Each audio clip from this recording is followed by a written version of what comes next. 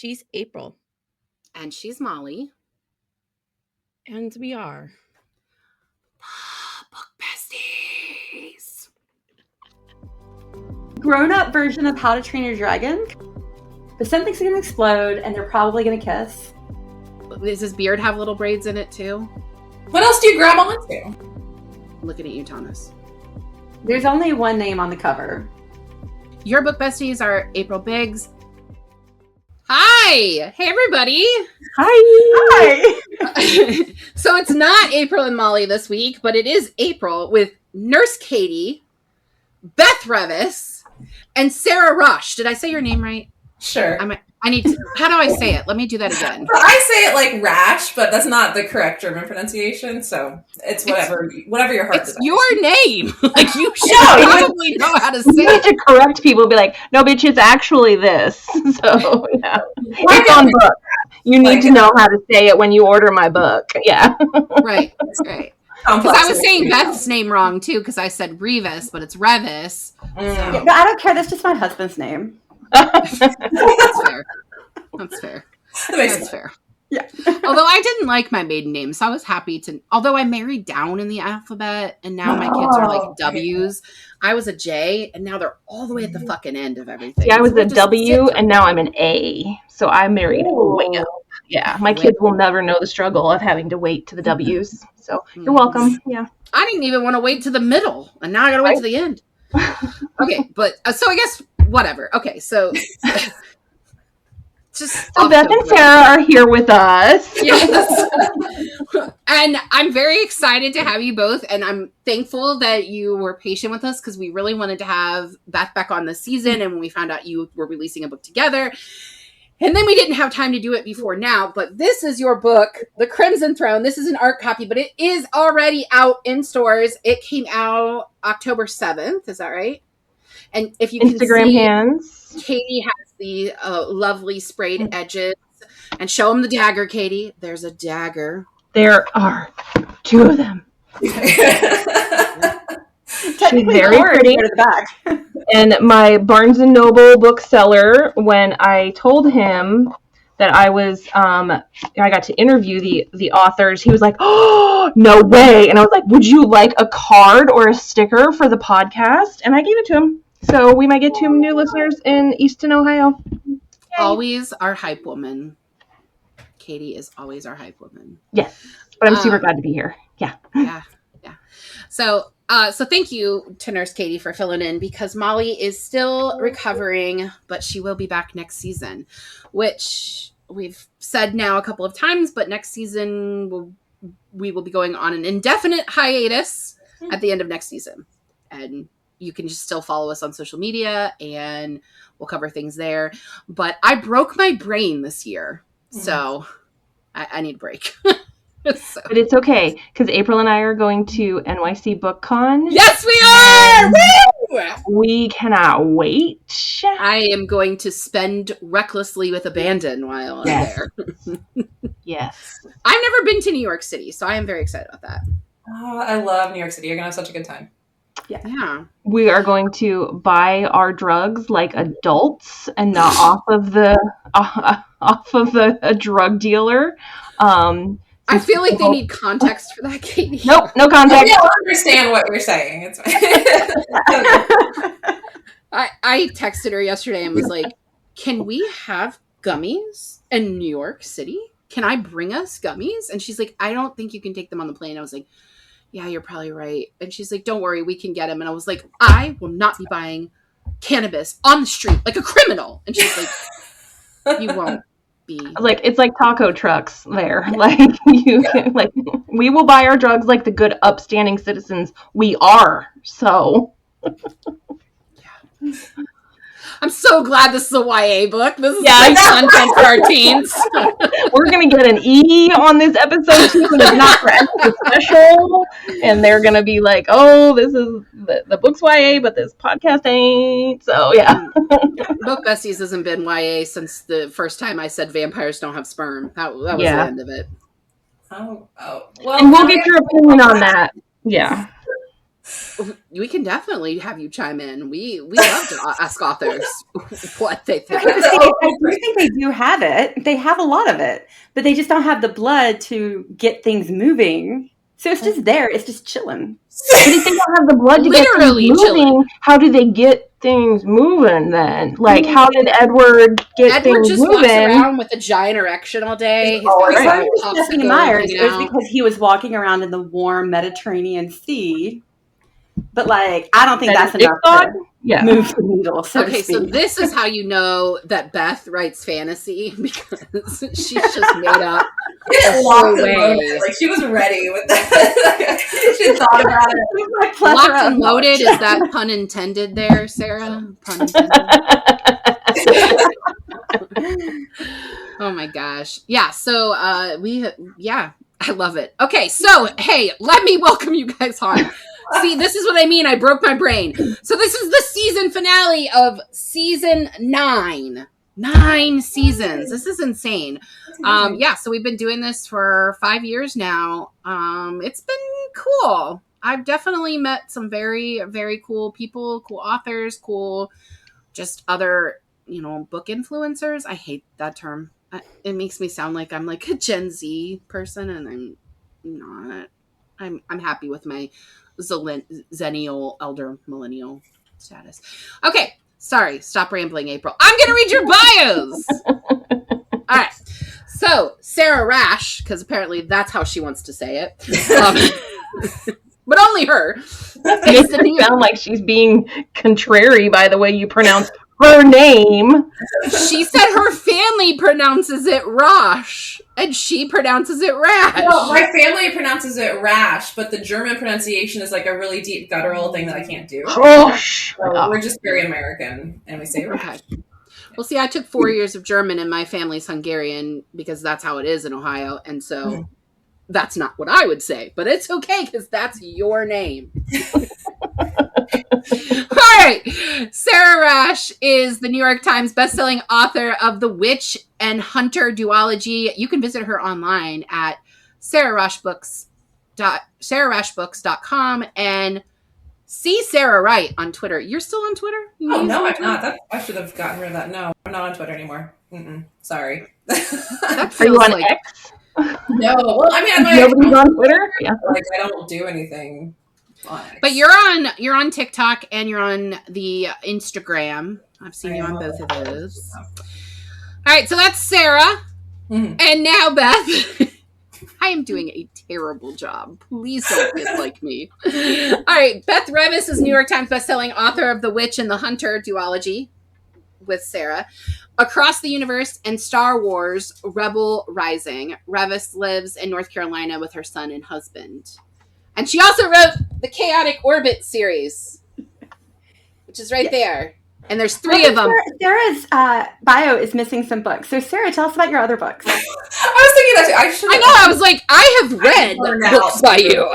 Yeah, clearly, I should have read that over. I just, especially when we're doing stuff when it's for my books with Beth, that my brain just goes like, okay, I just need to focus on the books that I have with Beth, and that was Night of the Witch. So yeah, obviously that's all that matters right now. Yeah, I've got a couple other ones. Just a few, 1 or 2. It's okay. The Nightmare Before Christmas, Good Luck Yourself, The Entanglement of Rebel Wizards. My adult romances are the more recent ones. I read The Nightmare Before Christmas just a couple weeks ago, and it was phenomenal. I'm Thank you halfway through. so much for writing it. I loved it.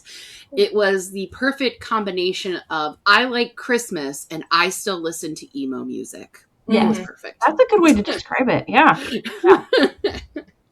I thought that was weird too, but hey, I got these bios from your publisher, so That's probably why. Yeah, because it was like source books. I don't know why they streamlined it.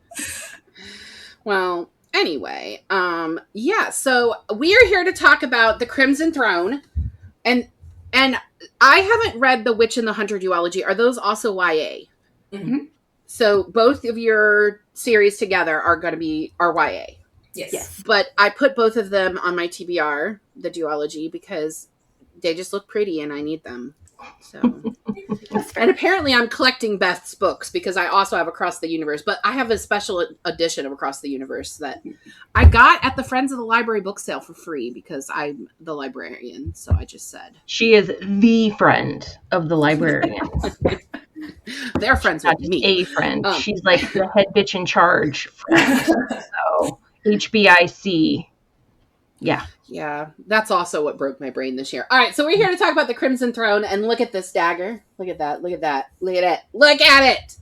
It's so beautiful, and it goes into like there's like the needle. Okay. All right, so we're here to talk about that. I am doing a very terrible job, so I'm going to drink my water, and then I'm going to read. Did I hear you got a new Carpe Librum shirt? I did. It is my favorite design that I have of theirs. More than the fairy wings? You know, I really love the fairy wings, but I really want to support libraries as a whole and not just the fact that I'm a children's librarian. Valid. So I'm gonna show off my favorite one. And before I do that, I just want to remind everybody, Carpe Librum is size inclusive. They do not shrink. I put them in the dryer, guys. I'm a big girl. I put them in the dryer and I don't worry about them shrinking. They stretch over my double Ds, so y'all know that they're solid. I wear a 2X in them, and it fits perfectly. I wear them to work all the time, but I got to show you my favorite one. First of all, the coloring of the blue that it is so perfect because this is based on the iconic sign that all of us have seen a bazillion times. No. And here it goes. Read local. I need one now. Do they have that in purple? I'm not sure if it comes in any other colors. I got this color because I specifically wanted it to look like the library sign blue. But oh my God. Local. I'm going to have to use the code and go get myself one for Christmas. On the back, it has their slogan, Read, Think, Act, Repeat, and the website, Be Awesome. Readbooks.com. I need that shirt now. Gimme. And gimme. With our code this month and next month, so November and December, which is Holiday 10, you get $10 off of any order $40 or more. So go get you one of these shirts and support local libraries because supporting local libraries is more important now than it's ever been. This is also supporting an independent business, a woman-owned business. Woman-owned. It's Be amazing. Awesome It's a small business. And beawesomereadbooks.com and get your very own Read Local t-shirt. I fucking love it. I'm jealous. I'm so jealous. You don't have to be jealous. You can go get your own. I can do the synopsis so you can get it. Thank you. Yes. Crimson Throne follows, and April and I had talked about this. I was saying Alith in my head because she's Scottish, but I don't think that's how the audio narrator said it. I say it Aleph, like Alice. Oh, okay. The Crimson Throne follows Aleph, a lady living in the court of Mary, Queen of Scots, who is tasked with protecting the Fae in Scotland, and Samson, an Elizabethan orphan living in the slums of London, who is forced to team up with her to break a curse. I do not love that his name was Sammy because that's my youngest son and I can't have a love interest be named the same as him. I was completely Gary doesn't want to be called Sammy. So. Well, neither does mine. Dad does that. When he turned 5, he was like, I am no longer Sammy. I will be Sam. And I was like, but can mommy still call you Sammy? Well, yeah, you can still call me Sammy. Everyone still calls him Sammy. I like that he was a ginger. I am here for a male ginger. Like, there is a very few population in there, so I was like, yummy, take the ginger. He's a great character. I really thought love him. I really thought that you all did a good job with these characters. All right, so can we get into it? Please. All right. So this book mixes historical figures, like actual people from history, and the magic of Fae. What sort of research went into the historical accuracy of Mary's reign? None at all. We winged I bet you did. How many episodes of The Tudors and Reign did you watch? Right, that was our entire basis. My historical framework for this. Yeah, that was all our research was just watching Reign. Yes. I mean, that was really the best part of it.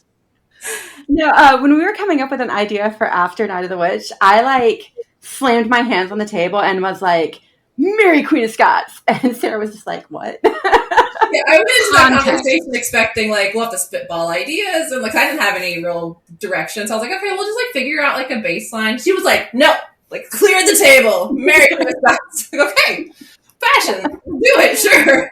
Yeah, I mean, when other kids had like normal hobbies, I was reading about the Tudors and the Stuarts, and so I was like preparing my whole life for this. Yes.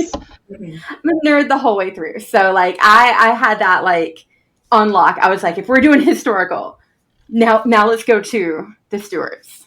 Mhm. Yeah. I have not read any of historical romantasy, historical fantasy yet, and y'all have set the bar real high. So I love all things Scottish and all things British. So I knew about like how Lord Darnley was just like an ass, and like I've known about Catherine and Elizabeth and Mary and like all the things. So then to like have these characters and know that this shit like actually could have happened. And then, like, my pure, unadulterated devotion to the Outlander world, Yes. melding the magic and then the fae and everything. This book was like, I needed to do it like a line of cocaine and come back and do it again. And I'm So YA book. like, I just want to climb in here and just. Yeah, it's really good. It's really good. Yeah. I was like this close to Sam Hewen on Friday night, so it's right. So I did a signing in New York City for Barnes Noble, the Union Square. Barnes Noble had like a series of holiday signings, and mine was Friday, and Sam Hewen's was Saturday. So my picture kept getting like right next to his on the posters. I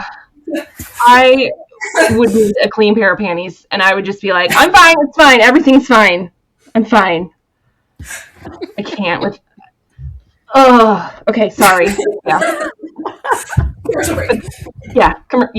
But anywho, I really, like, no, honestly, like, I didn't realize how much I liked historical fantasy, and now that I've been introduced to this genre through you two, it's gonna be my whole personality for a while. Well, and so what I really liked was like a lot of the fantasy that Katie and I read, and a lot of the romantasy has the vibes of historical because they often, it's always set in medieval times. It's always like medieval, like, but to bring in the actual true history, and because I've spent the past couple of years going down these Dr. Susie Edge rabbit holes where I watch her TikToks where she talks about like the history of England and Scotland and the monarchy, I loved it.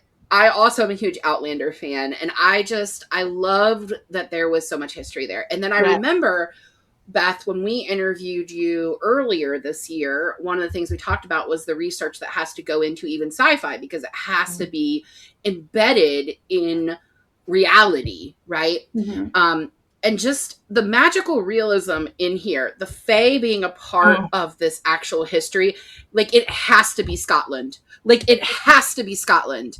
You know what I mean? Like it's just if anywhere it could happen, it would be fucking there. So.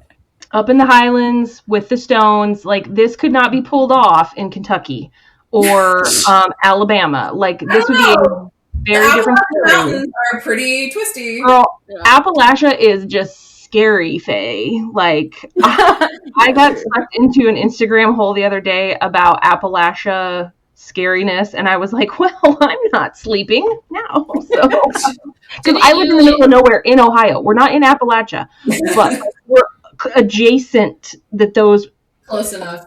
Yeah. But didn't you and your kid, when you left from visiting me, didn't you guys go and see scary stuff on the way home? Oh my gosh. We went to the Mothman Museum in Point Pleasant, West Virginia. I have a shirt. Butt? Listen, I have so many pictures of it. I have a shirt that says Shiny Honey Fan Club, second greatest crack after the Liberty Bell. And so many people ask me about it, and I'm like, so there's a statue. He's got like dumps. You know what they mean when the kids say dumps? Like this statue has been doing squats. Like somebody crafted that, and people will put money in his butt crack. Like, that's how much he has dumps. But yes, that was my foray into Appalachia fantasy. So. I feel like we've learned a lot about you from this, Katie. You're welcome. Sam Human to Mothman. It's like a progression. Both have good asses. So Venn diagram of Sam Human and Mothman. It's like ass in the middle. 2 butt cheeks. Yep. A win is a win. You know what? A win is a win. Yeah. So, what research did you actually do? Slightly off kilter here. Sorry. there was a distinct lack of research into butts in this. Like I'm realizing now we missed the mark. I research stuff like this for fun because I'm a nerd in real time. So I just have always been fascinated with it and always been like reading books about the Stuart Dynasty for fun. So it wasn't as much research there as one would think. But the thing that actually we ended up researching a lot was the specific mythology and lore of Scotland, because every Fae creature and every element of the Fae that we mentioned comes from actual Scottish lore. Like we didn't, I love that. it's all legit. Yes. Yeah. That's really great. I'm glad that you were able to bring in that, historical context and that of their culture, because there is a lot to be said about that, and not just, stealing it as other authors have done, which will remain nameless. But anyway, I digress. All right, on the subject of Fae magic, what can you tell our listeners about the magic system in this book? Because it's a little bit different. We can tell you that the magic system is Crimson Thread stands on it's a separate duology, but it is part of the same world as Night of the Witch, our first duology. Gotcha. We refer to some things like some of the similar magics that you see in Night of the Witch. So, like, people who have read that one, they're Crimson Throne, you should be able to see some fun little Easter eggs of like, oh, we have that same stuff in Night of the Witch because they're in the same world. Oh, cool. So now I'm going to go back and read the other two, and I'll be able to see. That'll be good. If they're on KU, it's going to happen tonight. So she reads fast enough to read them both tonight too. It's maybe. gross. I loved the shout out to the witch, who was very distinct, not Fae. I think we forget that those are two very different practices and realms of magic. And I loved that she was like her own character and she had her own abilities and they were not tied to the Fae at all. And I was like, strong work. So kudos on that one. She was a great character. Yeah. So. Thanks. We had to have a bog witch. Yes. I am everybody's bog witch. That's my life goal. So yeah. I think Molly's already beaten you there. I mean, Molly has beaten me there. She's mentoring me in my bog witchery. So yeah. I'll just continue to pray for you, heathens.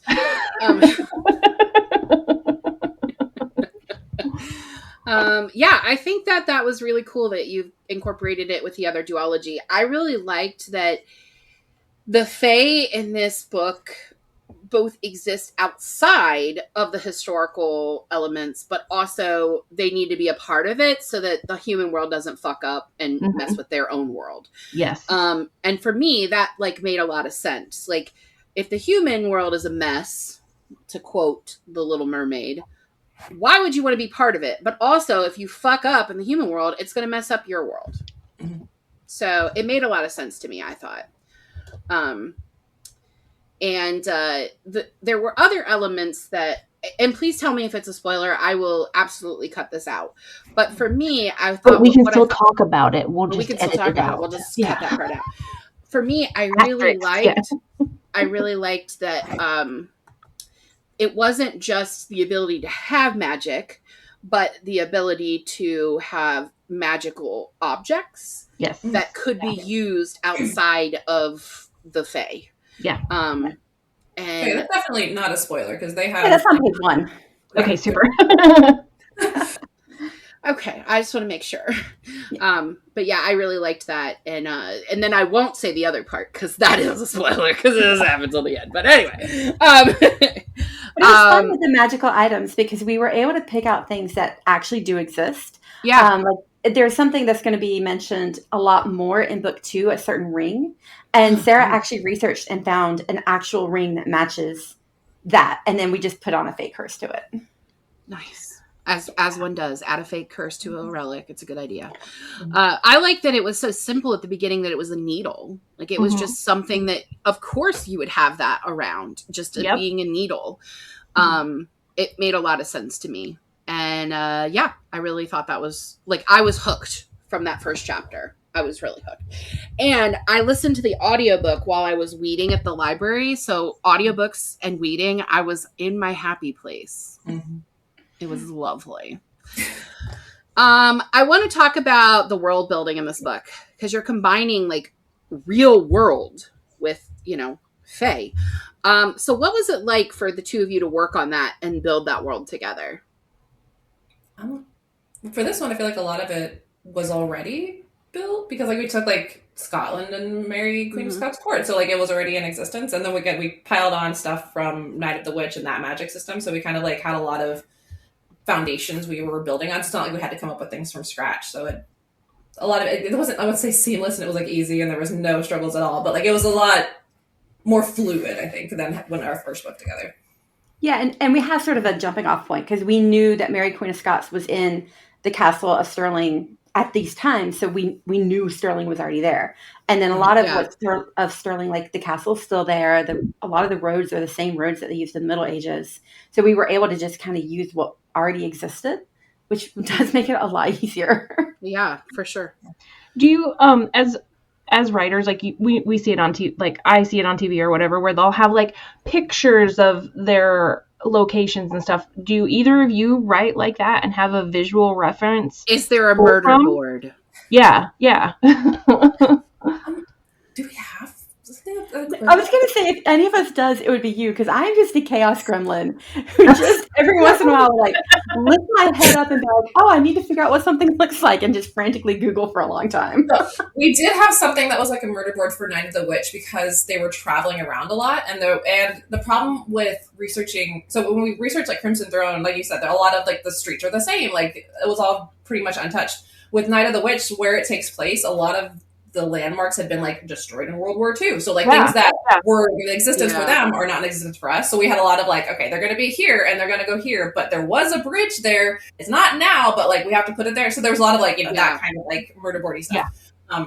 Less so with this one because again, like there wasn't as many wars and explosions that destroyed landmarks. That's super cool to think about that process. Like as someone who is like totally not, like I am just a consumer of literature. Like I can't, April and Molly have such different perspectives because April just is the librarian and she knows what like the check marks are in her brain of like what makes a good book or whatever.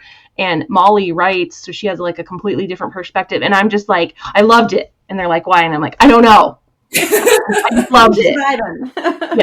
It's just great. I just wanted more of it. So I think that's really interesting to hear the why from an author a lot of times and the how, just because I see the end result and to think about your edits and things like that. It's very exciting for me just as a pure consumer of your art to be able to ask you these questions. So thank you for that. So, yeah. I think that sometimes just rating on vibes is okay though. Yes. Yeah. Honestly, Shark Heart, I mean, it's not the happiest book, but have either of you read Shark Heart, Sarah or Beth? Oh, no. It's really, really good. But honestly, everyone I recommend it to has liked it. I mean, literally everyone. And I'm a librarian, so it's like literally my job. But I can't tell you why I liked it because it's not a book I would normally like. The concept is like very pretentious, and I like pretentious books, but like I read it to spite Molly because Molly was like, "This book is so good," and I was like, "No fucking way," and it fucking was. And here's the premise of it: a dude turns into a shark. He has a genetic mutation. Still loves him. To a great white shark. Yeah. Shark Boy. There's a lot to So if you have that, if that's what you're told, you're like, oh, okay. And so then usually I tell everyone you got to stick with it because here's the initial concept, but it's really more about like so the two of them got beautiful. Yeah, the two of them got married 4 months before his diagnosis, and it's really about like So much more. experiencing that with your partner and what that's like. It's just so beautiful. And it's written both like there's poetic elements to it, and there's like elements that are written like a play because the main character is a theater teacher. And so I don't even know how to describe it other than just say you need to read this book. Yeah. You just need to read it. It turns into a shark, but it's beautiful. Yeah. It's not a good brain break no book because it's a cry book. Yeah. So, but yes, that one is vibes because why would I read a book about a man turning into a shark and love it? Like, why would I? And the cover has a shark made out of flowers. Oh, it's so beautiful. So it's so pretty. But then when you read the blurb, you're like, what in the... How much drugs were they on? How much drugs were they on? And then it's so good. It's so good. It's so good. So, yeah. Okay, sorry. Focus. All right. So, side note, related question. Would you recommend people start with The Night Witch? Or is that what it's called? Did I say the wrong thing? Night of the Witch and the... I think you can start either way. Like it's both the books have a good jumping off point. So if you read the Night of the Witch series first, then you're going to see some of the clues. But otherwise, like it doesn't really matter. Okay. Yeah, the plots are not interconnected at all. Because I hadn't read those, and I felt like I got this book. Like I didn't feel like I was missing context at all. But now I'm excited to go back and read them and see then the Easter eggs between the two. So I'm very excited for that. Yeah. They are currently in a cart that I have saved for later that my husband downloaded for Christmas. So I may be getting them for Christmas. I don't know. And my birthdays. He might have downloaded and shared said cart. He did. I didn't even know he did it. And then I was like, all right, well, by the way, I really want Harper Lee's new book, which is not in the cart. So somebody needs to buy me that. I'm looking at you, Thomas. Yeah. I love her. Anyway, okay, so I lost my place. Number 4. Oh, thank you. Aelith and Samson are an unlikely team. Why should readers root for them? I think because they're an unlikely team. Those are the best ones to root for. The people who don't match, and then you like the more time you spend with them, the more you're like, oh, you guys do match like really, really well. And yeah, they're just fun people. Yeah, that's what I should like them. I liked him a lot from his first chapter. I was like, yeah. I think she's hard because she has to be, but I think he's a good golden retriever. I was gonna say, writing this book is what enabled me to really understand the difference between Grumpy Cat and Golden Retriever. Like they're very much that. Like it wasn't until I was in the weeds of it, I'm like, oh, she's the cat. Yes. You can have a Grumpy Sunshine as a female character. Like we don't. Oh, it doesn't always have to be a dude who's a grump. Like I like her. Our Sunshine character will sometimes just go insane and kill a bunch of people. Contract. He feels really bad about it. Really bad afterwards. Yeah. And Alice is in the corner like that was bad. Yeah. And if Alice had that power, she would be totally unfazed by like, I just gotta do what I gotta do. Line up, bitches, because I don't have time for this. Like, let's go. Yeah. Grumpy Sunshine is my favorite trope. Because that's my marriage. In case you couldn't guess, I'm the sunshine. And husband is the grump. So anytime that I get to read that on page, I love it, which is honestly one of the things I loved about Nightmare Before Christmas. Sarah, I loved the Grumpy Sunshine element of it. But yeah, I root for them because I two people who are not likely, totally different personalities. Literally, she'll hold a dagger to your neck, and he's like, it's all right. Just a moment here. She didn't stick it in, so it's okay. Yeah. Right. The violence. She just thought about it. So she talked herself down. Both of your main characters make their way in the world with deception. Would you consider them to be unreliable narrators?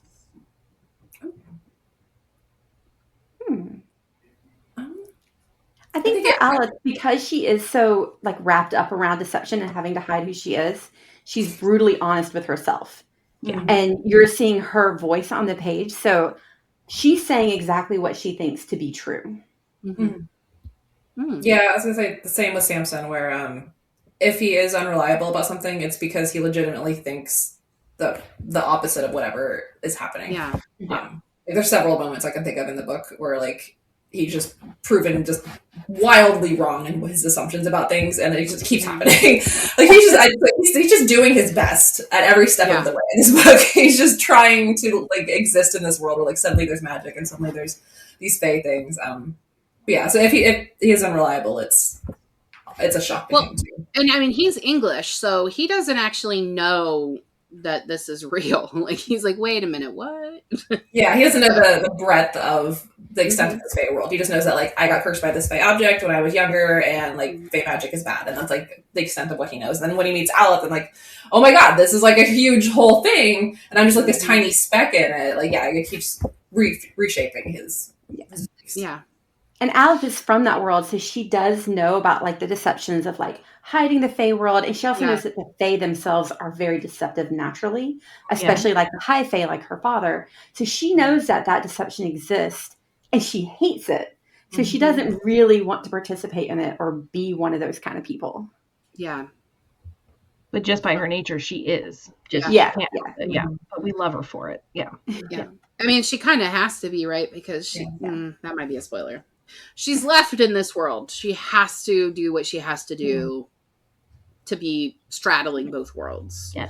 And honestly, that's very relatable because there's a lot of people who, I'm not necessarily saying Fae world, but like you often have to straddle two worlds. Yeah. And I think that's relatable, especially to teens. Like that's a great thing for them, especially teens that are like, I'm grown, and you're like, you're fucking not grown. And they still have to learn that. I think there's a lot to be said for that. Yeah. You are very distracting. What are you playing with? It's my bookmark. It's not broken yet. Can you believe that shit? It's still not broken. Is that one of the Carpe Librum bookmarks that they sent us? It is my Carpe Librum bookmark. It is my new favorite fidget. It's a butterfly, guy. It's a butterfly. Ah! What does yours say? It is readers are cool. So I have this one that says readers are cool. Also, I like the the blue and white pattern with the glasses that basically look like my glasses. But I also have this one. I've Born to read, forced to socialize. I've been fucking with this and flapping it and using it since it came out. Every episode since you got it. And it doesn't make noise. It works in my book still. I love that they don't move when you have them in your book or your notebook. I've been using them to bookmark in the other day, and it kept my place. It doesn't. And it doesn't bend the book either. They have a 14-step proprietary system for making these bookmarks. And they've perfected it over time. And they're so much stronger than other magnetic bookmarks on the market. Talk about strong is their damn tote bags. Yes, their tote bags are so strong. I swear I could put a bowling ball in it. I have been carrying mine everywhere. And I took it to Barnes & Noble. Your backpack broke. My backpack broke. I took it to Barnes & Noble and I had like 12 books in it and it was still holding up without any like straining or anything. # library is certified. Yeah, it's pretty awesome. So speaking of awesome, be awesome, readbooks.com. That's where you can get all of this stuff from Carpe Librum, our sponsors. They are the bookish shop for bookish people. One of their other slogans is read, think, act, repeat, which is on the back of all of their shirts. And they are size inclusive. That's very important to us. I wear a 2X and it doesn't shrink when I put it in the dryer, which is 100% hands down super important for someone who is a big lady like me.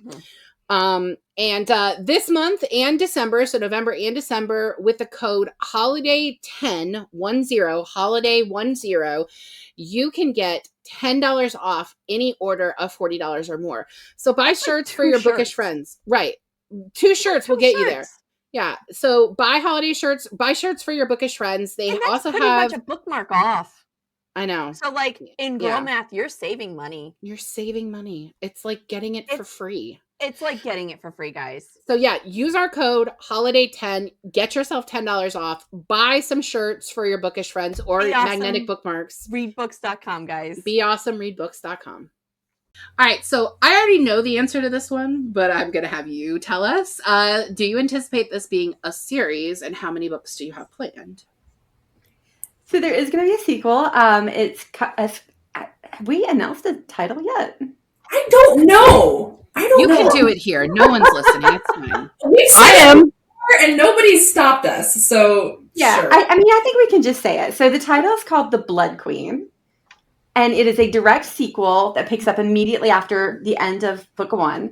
Yes, but that's it. There's going to be 2. And that's it. It's going to be another duology. So it'll wrap up at the end of Blood. Okay, but let me just tell you, I love a duology. I am living for good standalones and good duologies these days, because not that I don't like investing my time in a big series, but when you tell me a book is going to be 7 or a series is going to be 7 books long and you've released one, I'm like, I don't have the patience or the bandwidth or any of that. But I love a duology these days. I've read several this year and just, I love it.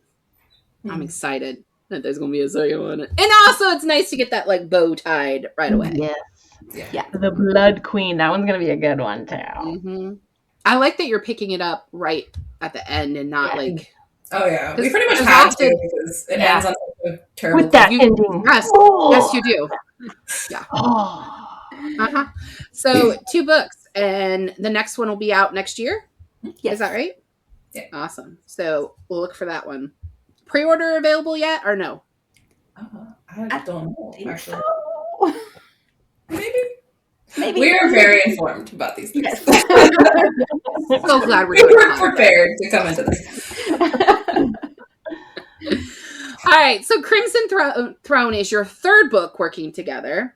How did you two begin writing together? Because even like in this interview, I'm like, it's like Molly and me. It's like totally different vibes, but you guys complement each other well.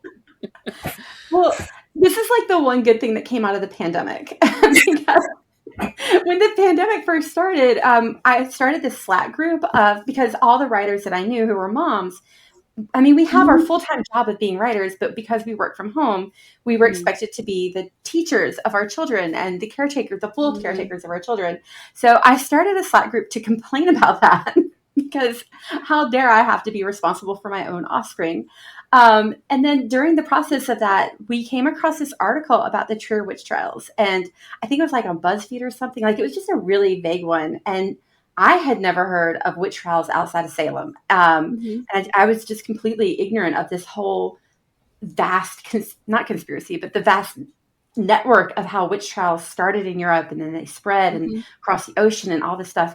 And Sarah and I started talking about it. And eventually everybody else in the Slack was like, get a room. Go quit filling up the Slack with us. And we just started writing. That's awesome.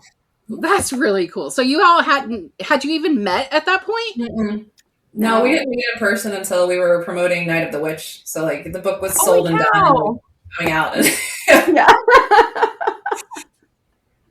Wow. That's really awesome. Technology allows many great things. I would think that would be so hard too, because I mean, obviously you were successful with it, but I would think it would be hard because like, I don't know. I feel like I wouldn't know how to trust the process with the other person. You know what I mean? Like I know how to do things my way. So yeah. Well, it's like our group chat is so freaking unhinged with the flight of ideas. Like I cannot imagine trying to like outline a story plot with my flight of idea with somebody else without being able to just like not have a murder board that we could both look at the same time. So like that, I think that's super cool. Yeah. Well, Sarah had co-written before. Yeah, I had. Which is also something that got kind of swallowed in COVID as well. So that was a fever dream. But yeah, I had co-written before. So I kind of had like a framework of like, okay, this is how it worked when I did that book. So we just kind of built upon that. And we both had written other novels by that point. So like we had processes down and that's kind of the we were like feeling each other out at first, because you have to figure out like, do our processes mesh? Like, can we build enough of this? But then I found out like recently that our processes actually this whole time have not meshed. Beth has just been appeasing me, because I'm a huge planner, and like I outline of like excessively, like chapter by chapter, and like we plan, like I have to know where the book is going to end before I'm going to start writing it. And I thought like Beth just went along with that, so I assumed that she was also like a huge OCD planner. She's not, it turns out. She's just been letting me drag her into my craziness this whole time. It was really important to you. It was really important. I'm so glad that you did, but I also felt bad because I just assumed that you were okay with it. I never thought to be like, hey, was this your process? Does it work for you? It's fine. I mean, it clearly works. So. Yeah, we got 3 books. Beth told Molly and I that the only time that she plotted was when Disney required her to. I started plotting with Rebel Rising, my first Star Wars book. Like, that's the first time I ever wrote an outline, and it was because Star Wars wanted it. And if Star Wars wants anything, I'm like, okay, here. So I had to kind of teach myself how to outline, and even no, that was a chapter by chapter. So I've only ever done it for Star Wars and for Sarah. So Sarah, you are on the height of Star Wars. I am right up there. You and Obi-Wan, boo. You and Obi-Wan. Right up there. But Katie, Kenobi. But Katie, how much is that the vibe of Molly and me? To a freaking T, it's I'm a little the Sarah. uncomfortable. Yeah. I'm the Sarah. Molly's the Beth. I'm like, okay, we need to plan next season. She's like, it's October. We don't start till February. We need to plan next season because we got to book our authors. It's October. We don't start till February. We need to plan our season. I'm going to start putting things on the spreadsheet. You're going to add to the spreadsheet. I'll contact authors. Okay. So I have drug her through. Chaos Gremlin is that's a very Molly statement. We will be slapping her with that label very soon. But here's the thing. I wouldn't have done anything like this without having a Chaos Gremlin. There you go. As my best friend. Yeah. Like I wouldn't. There's no way. I'm an introvert. I actually was having like major anxiety issues just today. Like I had to leave church early because I felt like my clothes were touching me and my hair was touching me and I didn't want to feel that. So I like had to leave. Like I texted my husband. I was like, you got the kids. I'm going home. I'm going to strip off my clothes and wrap myself in a blanket and dissociate. So yeah. So like that's more me. And she makes me better. I mean, she really does. So, and I got her in the group deal. Like April and I grew up together, and then Molly and April are friends. We're friends before us, so Molly's like my bonus friend. Yeah. So, I got to witness them meeting in the first in real life for the first time, and it was like a year or two. It was like almost 2 full years after we were in a group chat together, the 3 of us. Yeah. That is a nonstop group chat that we all promise we're going to delete if one of us dies because our husbands cannot see that group chat. Every hacker in the world just perked up. Yeah. If there's any whiff of suspicion in any of our husbands' deaths, we're all 3 complacent in that murder. Like, I'm just going to make that very clear. They will be coming for all 3 of us. Yeah. I tried to explain that. So I tried to explain that to Tom recently. He's like, are you worried I'm like going to go missing? I was like, no, if you ever go missing, you're on Katie's back 40. I know where you are. We have land. So, yeah. And she's a nurse practitioner. So we can make it look like an accident. All right. So was there anything that you had to cut from this book that you really wish you didn't have to? Was there anything that got left behind? We spent a long time on the opening. For some reason, I had it in my head that we needed to open with Mary Queen of Scots giving birth to her son, James. And like, I had this whole prologue that was meticulously researched of like the birthing chair and where it happened and all this stuff. And like, that was really dumb. And I don't know why I did that. And we eventually cut it. It took us several like chapters past that to be like, why? What did we need that for? I But think that maybe was- in my mind, the catalyst of the story was the birth of the prince, but Yeah. it wasn't. And I don't know. I just really went on that kick.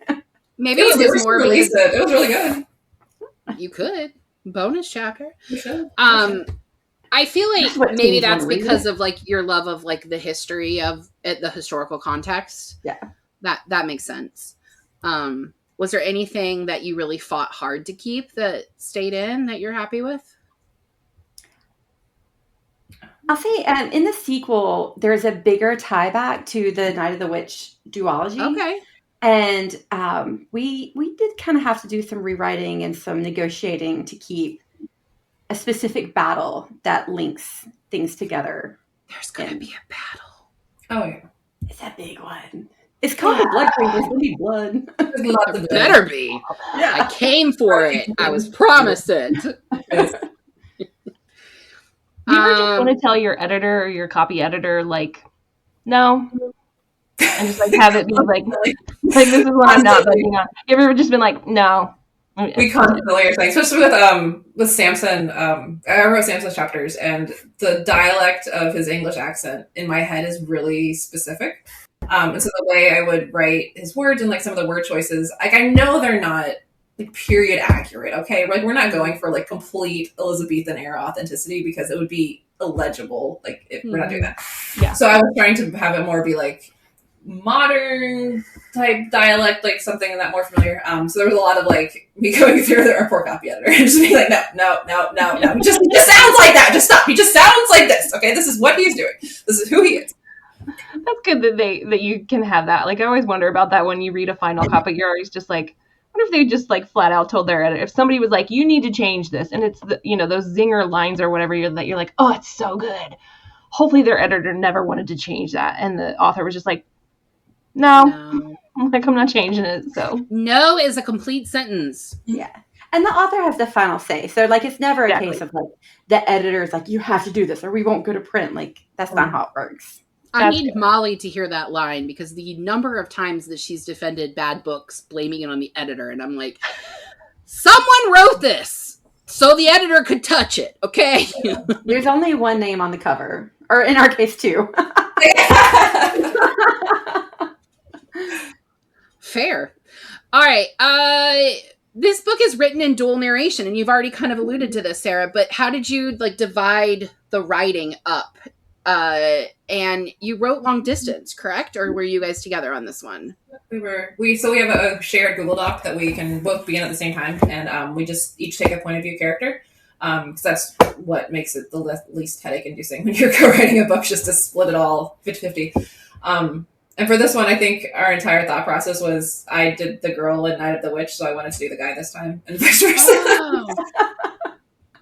That makes sense. Yeah, and you had done magic in Night of the Witch. And I was like, I'll take the magic character. And then by the time we were in the halfway through, I was like, damn, I want to do that. You got the magic character and the historical character. And the Night of the Witch, I had magic and you had history, so it was like a nice little like, okay, we can balance. But in this one, I was literally Samson, where I'm just like, I'm just floating along in this world, and I don't know anything what's going on. I'm happy to be here. Poor Alice. She's everything. So to me, I totally see why plotting would make sense then, if that's how you're going to write it, because like. Otherwise, Sarah's just writing a whole Samson story, and Beth opens it up, and she's like, "The fuck is this? Where is this going?" That was not what he was supposed to be doing at that time. Mm-hmm. Yeah. It would be like improv when the improv partner really does not want to cooperate and keeps changing the scene. Yeah, it would be awful. Okay. So, do you ever get together and write, or is it just always at a distance? We brainstormed in real life. Mm-hmm. For this one, we were on tour for the Fate of Magic, and we had a downtime, and we were like, oh, we should think about what we do next. And that was when I was like, Mary Queen of Scots, blow up Lord Darnley. And then more recently, we were on tour for this book, and we had a very long car ride, and we wrote out like the plot for our next duology. Mm-hmm.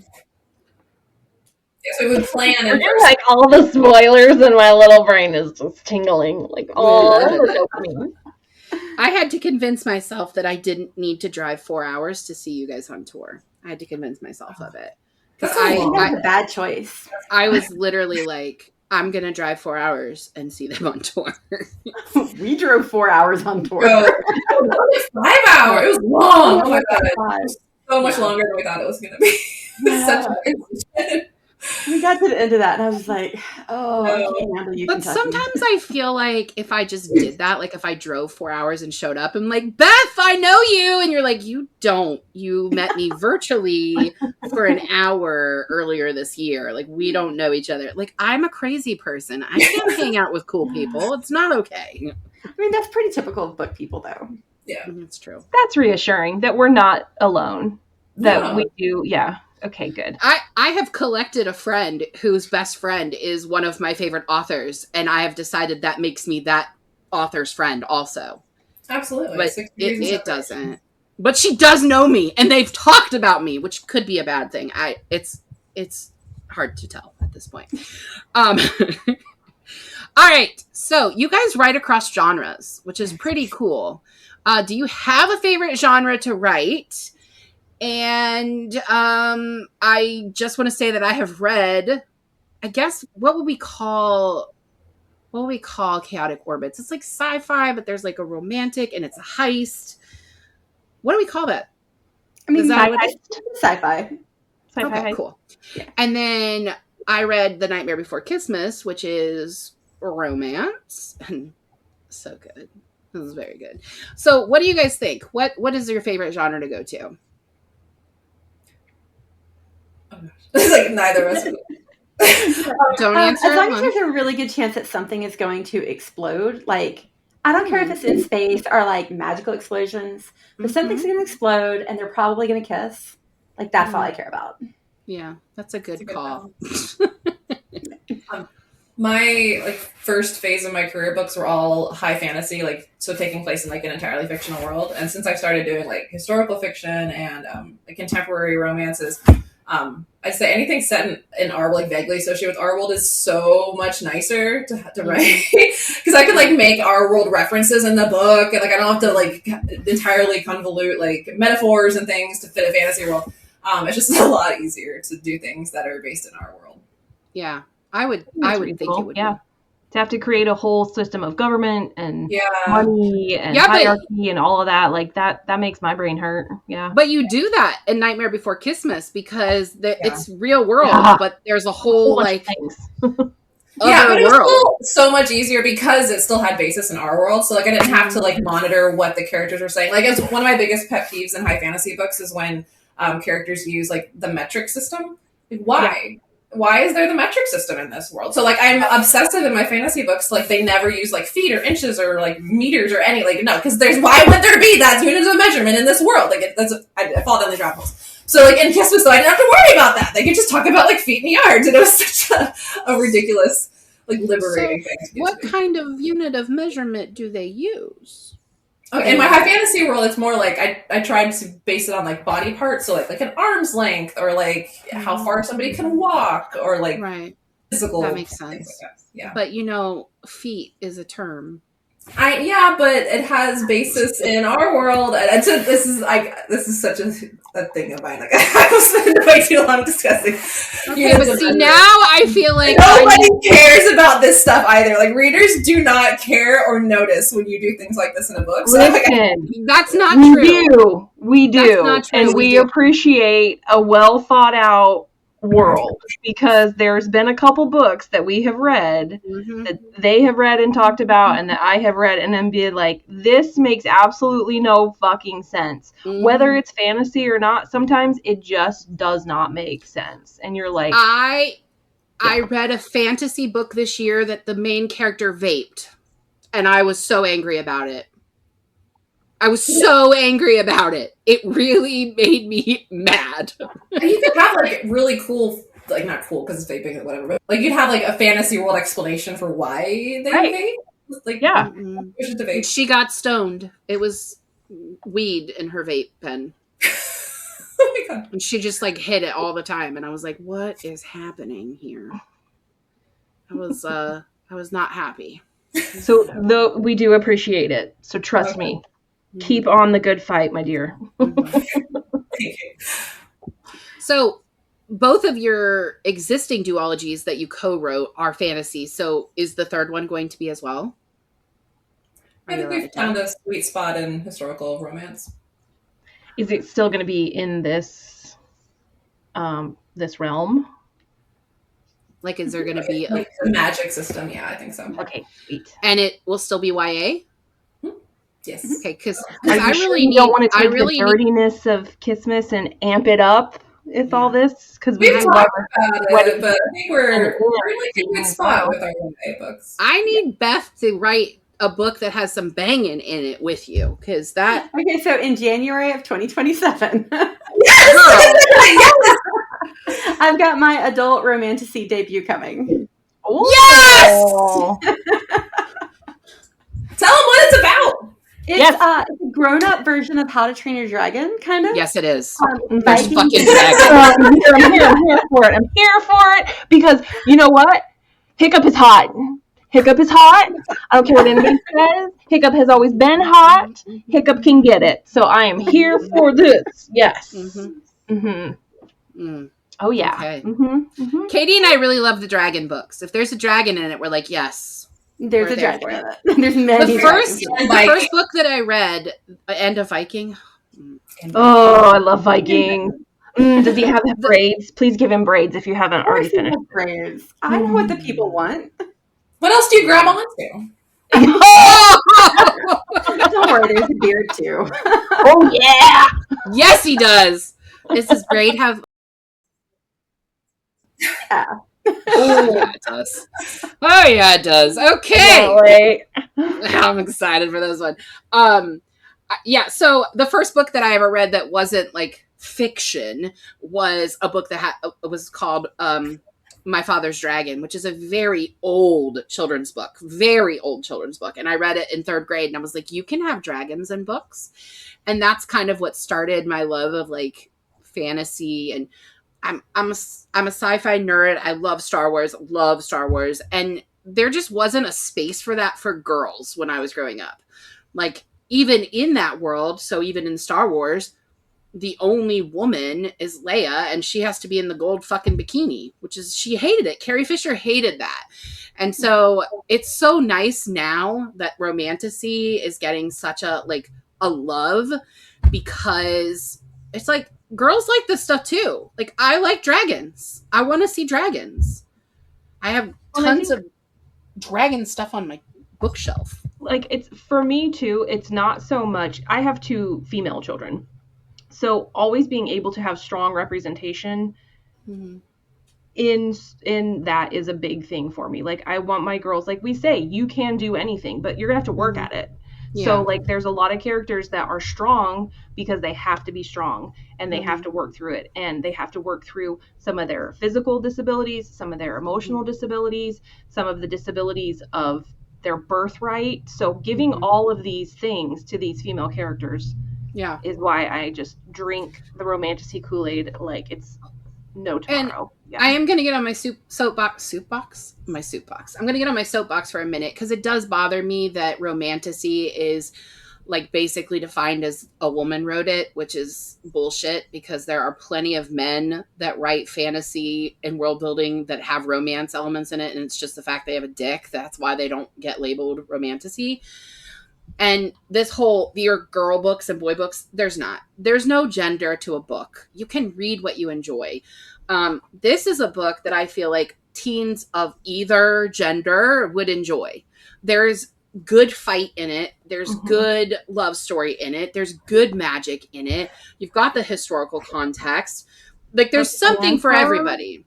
It's so good. What'd you say? Banter. Oh my gosh, the banter. Yeah. That's why it's hard for me to like imagine you guys writing this separately, because there's just like, it doesn't feel like it was written like Sarah wrote one part and sitting Beth right wrote the beside other. each other. Yeah. Yeah. Like, well, what if he did this? What if she did that? Like, yeah. It felt very cohesive. Yes. And that's really what was, I mean, it was good. That was good. We now have to wait a whole year for the next one.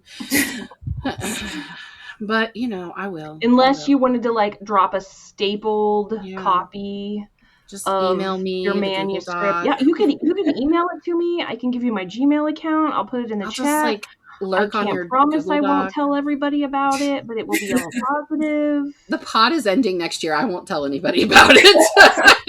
There you go. Yeah. All right. And Beth, any updates? Are you going to be able to release any more of the Chaotic Orbits? I know. Well, the bind up, a bind up of all three of the novellas is coming out in February with a new short story. Okay, that is told ordering from that. Ryan's point of view, and it is a prison break. It was fun. And then I also have a short story set in the world coming out from Owl Crate called Future States, is the anthology. And then the short story is what Ada was doing in between book 1 and 2. Okay. Thank you. Well, I'm going to have to get it because I need it to go right there with the other ones in between Twilight and the selection. But you said it's going to be like special, so you know, special. I really love that series so much. Anyway, sorry, I got derailed again. Okay, so what's next for you guys? Do you have anything else planned together? We've talked about you're going to do another duology. Are you already under contract for that? Like, is it like it's going to happen? That's exciting. Is there another genre you'd like to try together? Oh. I feel like we've probably had to have talked about some other genre at this point. We just have been like all historical fantasy all the time. Yeah. I don't know. Well, what else would be good? I I would like to do like horror or something because I feel like a lot of our books have like horror elements already. So I feel like if we just went like whole hog into horror, just like real creepy and real weird. Yeah, I'll go with I that like that. because I don't think I'd be good at horror on my own. But if I was trying to gross you out, right? There we go. We can separate from the actual awfulness. Yeah. So I need you to write a Fae in space adult romantasy, and that'll be it for me. In space. Fae in dragon. space. Yeah, With and there's dragons got to be and dragons. Okay. Think of like the episode Viking. of Doctor Who where there are the dinosaurs on the spaceship. Like that's the title of the episode. Like those vibes. That's what I need. Fae in space. Okay. Fae in space. With dinosaur and Vikings, yeah. Or With dinosaur dragon and Vikings, yeah. With dragons, yeah. And Space dragons. and it has to be adult because You know what it sounds like is that one that we read for Smut Girl Summer. I got abducted by aliens and now I'm trapped in a rom-com. My brain hurt so bad when we were done with that. I was just like, I can't, April. I thought it was so good. There's a sequel coming out for that one too. I was like, we have master's degrees, boo. Like, both of us have gone to college for a long ass time. I broke my brain. I needed some alien abduction smut. I don't know. With a Duolingo bird, yeah. wait, really? Have you not read it? No, but clearly I need to. It is so unhinged. Like, that is the only way to describe it. And the saving grace is this little owl who all you can think of is the Duolingo bird. The entire time you're reading this completely smut-filled what the fuckery of a book. There's dinosaurs that are pink, which because of course they are. There's a lion, because of course there is. He's also sentient. And there's only one guy on the cover, but there's two guys in the book. And I don't think the owl's on the cover. No, he's not. But I'm so glad they told us it was a novel because I would have thought it was true otherwise. Yeah. Nonfiction, clearly. That's how we're for 2026 the goal is to read one nonfiction a quarter. So I gotta make sure I keep my eye for that author that those can't be nonfiction. Mm-hmm. That's one of your goals too. That's one of my goals. Girl, I stole it from you. Oh, okay. You think I come up with that original thought on my own? No. You're like way smarter than me. Like you heal people and save lives. I just organize books, but I do it very well. I'm very good at organizing books. Yeah. All right. So what else? Anything else you want to share with us? You guys are done with your tour now, right? Mm-hmm. Enjoying the holidays. Anything else that people should be on the lookout for in 2026 besides the second book, The Blood Queen? Yeah, that's That's Are you pretty guys much in it. tour for that one too? Great. I'm not sure. I don't know if we'll do like a full blown tour or if we'll do like Renaissance festivals. We've done a couple of those that did really well. So we might just be like, let's just send us to some Renaissance festivals and do those. Yeah. I would be very happy if the only thing we did was Ren fairs. That would be so fun. Yeah. Mm-hmm. Yeah, I would be happy with that. I'd come. I might drive 4 hours for a Ren fair. Oh yeah. Okay, well, thank you both so thank you. much. Thank you. I appreciate it. This was awesome. Your book was great, and I am ready to read the other 2 that you've written, and now the next 3.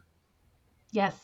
Very excited for it. Can't wait to dive back into this world, and really looking forward to doing The Hunt of the Witch. Night of the Witch. Night of the Witch. Close. There was an of in there somewhere. Yeah. So, And I'm trying to convince myself to wait until closer to St. Patrick's Day to read the second book. I'm trying, but I kind of just want to read it anyway. I won't tell. You'll forgive me. There'll be grace for that. But I want to read, what's the Entanglements, the Enchantment, what is it? Entanglement of Rival Wizards. Yeah, it's a lot of words. Yes, I want that in my life, though. I want that in my life. All right, so I think that's it. We didn't really talk about our sponsors this time. I'm sure Tom will drop in commercials, but still, through the end of the year, you can go to beawesomereadbooks.com and order from Carpe Librum for using the code HOLIDAY10 to get $10 off an order of $40 or more. So if you buy yourself 2 shirts, you'll be able to save. You'll already be at that point and you can save the $10. And their shirts are size inclusive.